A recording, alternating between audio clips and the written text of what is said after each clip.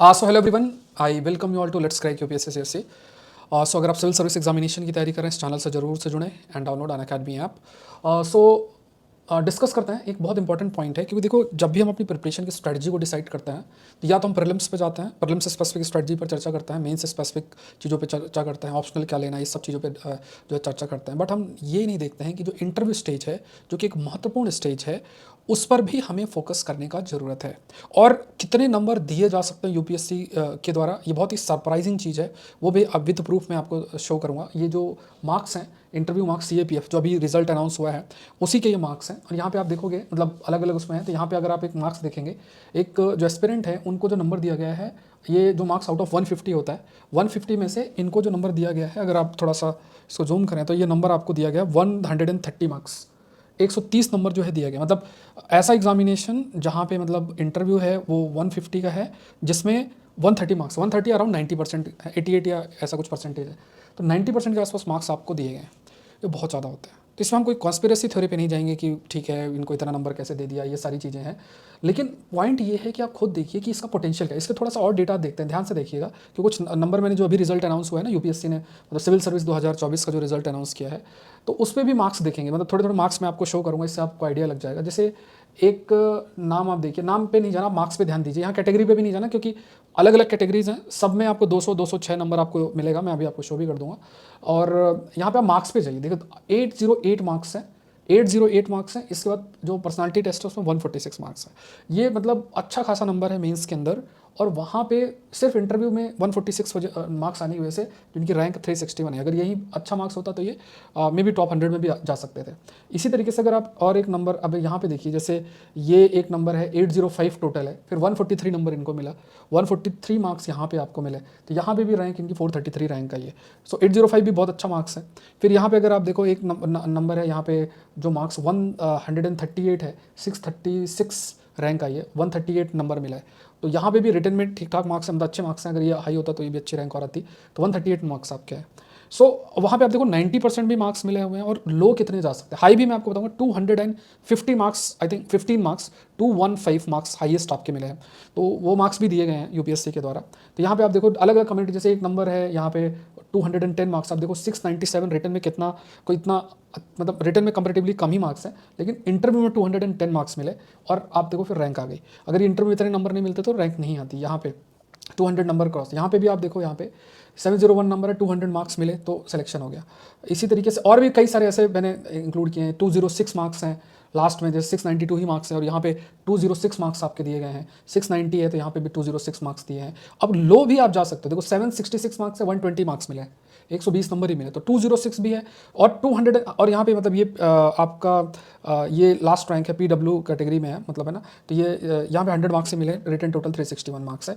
और highest number जो दिए गए हैं, जो हाईएस्ट नंबर है that is around 215 marks, 215 number जो है वो हाईएस्ट नंबर आपके दिए गए हैं इंटरव्यू में। ये डेटा अगर आप गो थ्रू होंगे ना, फिर गो थ्रू द डेटा, जो डेटा आपका है अभी जो यूपीएससी ने जारी किया था, मार्क्स रिकमेंडेड कैंडिडेट्स के जो जारी किए थे, तो नंबर का स्कोप कितना है, मतलब 215 सिविल सर्विस में मिल रहा है।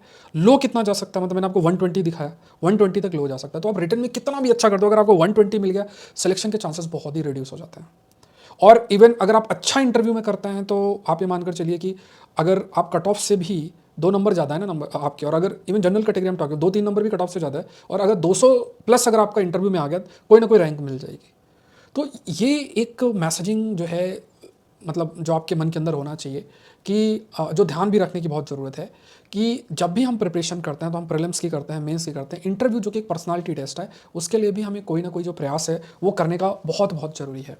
अब इंटरव्यू की जब बात किया जाए तो उसके लिए क्या क्या चीज़ें ध्यान में रखना है, तो यहाँ पे जैसे फॉर एग्जांपल जब भी आप इंटरव्यू की तैयारी करते हैं या इंटरव्यू के लिए प्रिपेयर करते हैं, तो ये सिर्फ कंटेंट स्पेसिफिक नहीं है कि आप कुछ बहुत सारी इन्फॉर्मेशन लेकर आ गए तो वहाँ से आपको कोई बेनिफिट होगा। क्योंकि कोई अगर इंटरव्यू दे रहा है तो उसने प्रीलिम्स में अच्छा परफॉर्म किया, मेंस में अच्छा परफॉर्म किया, तो ऐसा कंटेंट का कमी नहीं है।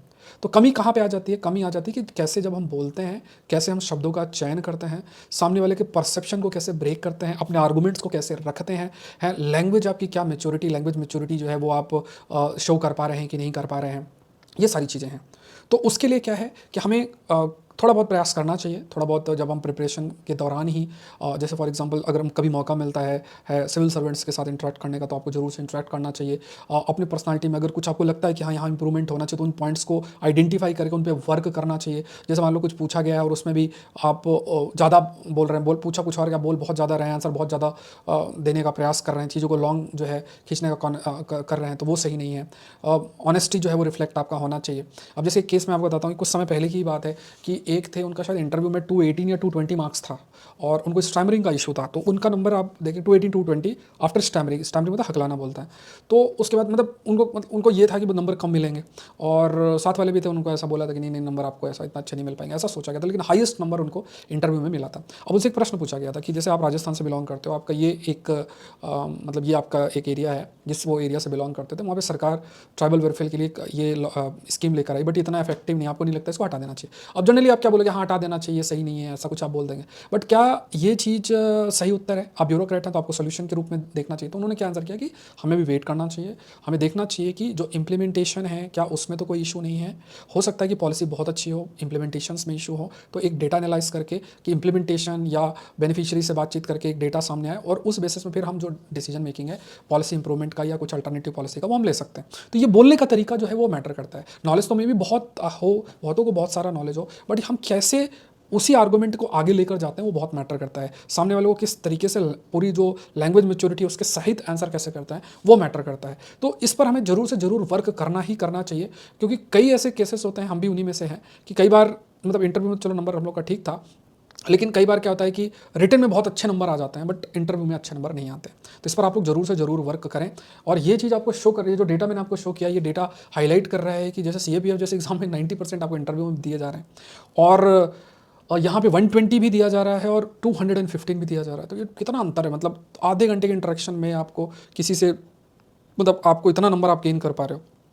मतलब किसी भी जब आप कंपटीशन में, तो एक एक दो दो नंबर भी बहुत मैटर करते हैं। तो ये चीज़ें थोड़ा सा आप लोग जरूर इस पर वर्क करें, जरूर से थोड़ा सा ध्यान दें इन चीज़ों के ऊपर। और एक इंपॉर्टेंट इन्फॉर्मेशन मैं आपको दे देता हूँ, अगर आप तैयारी कर रहे हैं तो अनअकैडमी का जो आपका समिट है, इसका आप लोग जरूर से जरूर हिस्सा बने। 5 और 6 ऑफ जुलाई को ये है, बहुत अल्टीमेट आपको मौका है। टॉप एजुकेटर्स, टॉप रैंकर्स के साथ आप जुड़ सकते हैं, और टॉप ब्यूरोक्रेट्स उनके साथ जुड़ सकते हैं। 5 और 6 जुलाई को है, और रजिस्टर आप कर सकते हैं। नवदीप सिंह जो है उनके इंट्रैक्शन सेशन हैं, जो कि गोल्ड मेडलिस्ट हैं 2024 के पैरा ओलंपिक्स के, तो इनका भी इंट्रैक्शन संडे को 11 बजे है। ऐसे कई सारे इंट्रैक्शंस हैं। इसके अलावा जो टॉप एजुकेटर्स हैं उनके साथ भी आप इंटरेक्ट कर सकते हैं। अलग अलग चीज़ें शेड्यूल्ड हैं, अलग अलग सेशंस जो हैं वो शेड्यूल्ड हैं, तो उन पर भी आप जुड़ सकते हैं, उनको अटेंड कर सकते हैं। तो काफ़ी कुछ आपको सीखने को जरूर से मिलेगा। लिंक आपको डिस्क्रिप्शन बॉक्स में जो है वो दे रखा है। तो ये चीज़ थोड़ा सा ध्यान रखें। आई होप ये सेशन आपके लिए हेल्पफुल रहा होगा। और एग्रीकल्चर ऑप्शनल अगर आप लेना चाहते हैं तो जरूर से जुड़ सकते हैं। 21 जुलाई से हम स्टार्टिंग एग्रीकल्चर ऑप्शनल अनअकैडमी के अंदर। Use the code SPLIV। आज के लिए इतना ही, मिलता है नेक्स्ट सेक्शन में। Thank you everyone, thank you.